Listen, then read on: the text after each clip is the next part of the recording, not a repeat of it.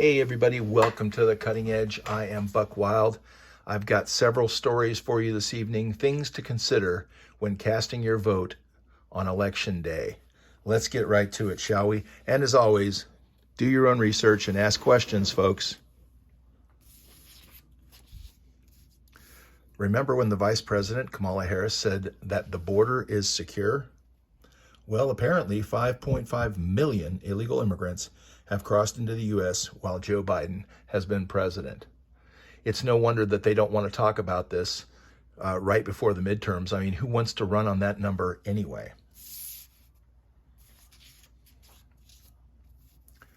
From the Associated Press, a top ally of House Speaker Nancy Pelosi is demanding fresh answers from the U.S. Capitol Police about security failures that led to a brutal attack on Pelosi's husband last week, questioning the embattled agency about whether or not it can keep lawmakers and their families safe. It's a valid question, regardless of how you feel about Nancy Pelosi or her family. But you know what? I also want to know, where was the security the night that this happened? How was this crazy gypsy nudist person able to break into the house and get to Paul Pelosi? And why not release the security footage? Just saying. Valid questions.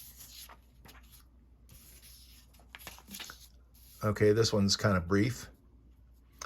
Dr. Phil was interviewed about whether or not he would get on a plane if he knew that John Fetterman was the pilot.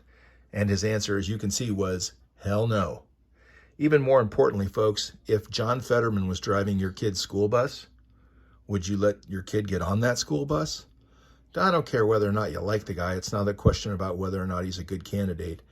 I just question whether or not this man is fit to be a senator in the United States Senate, not some local mayorship in Bradford or lieutenant governor in Pennsylvania, but a senator in the United States Senate. I don't think so.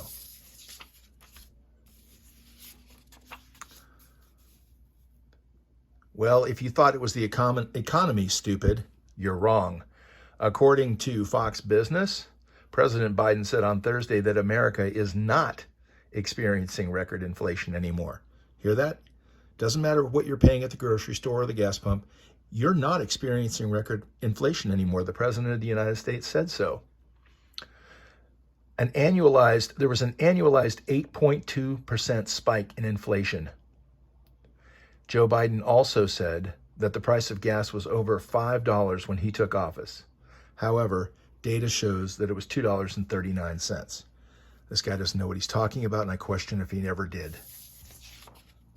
81 million votes, right? 81 million votes.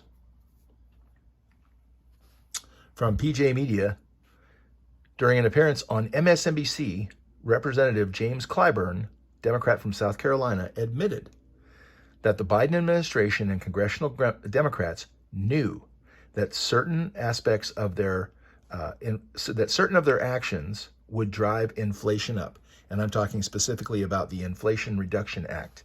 He said in the interview that they knew that inflation would go up, but it's supposed to be the Inflation Reduction Act.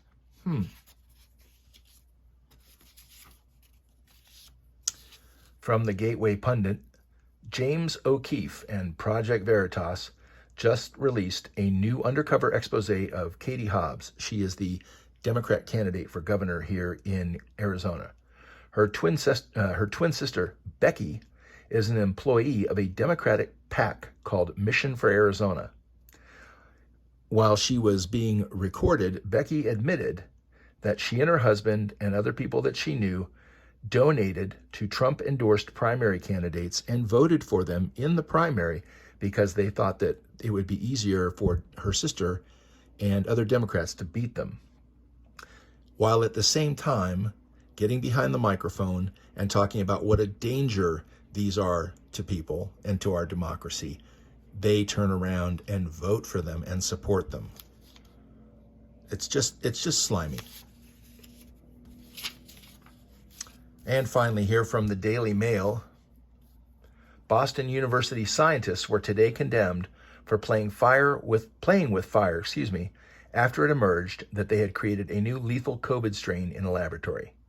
The DailyMail.com revealed that the team had made a hybrid virus combining Omicron and the original Wuhan strain, which killed 80% of the mice in a study. To quote the comedian Sebastian Maniscalco, why would you do that? That just makes absolutely no sense. It's just asinine. And recently, The Atlantic came out with an article saying that, oh, COVID's over and we need to forgive and forget. They wanted COVID amnesty, basically, is what they were pushing for. My answer, no way. No way. Well, folks, the election is just a couple of days away, and I hope that you have looked at all of your candidates, that you've looked at all the ballot propositions, and that you are ready to go. There is no excuse for not being informed and participating in this process. This midterm election is going to be one of the most important ever. And most importantly, pray for our country and pray for peace. Proverbs 3 verses 5-6 says, "Trust in the Lord with all your heart and lean not upon your own understanding. In all your ways acknowledge him, and he will make your paths straight." Thanks so much for watching, folks. Have a great evening.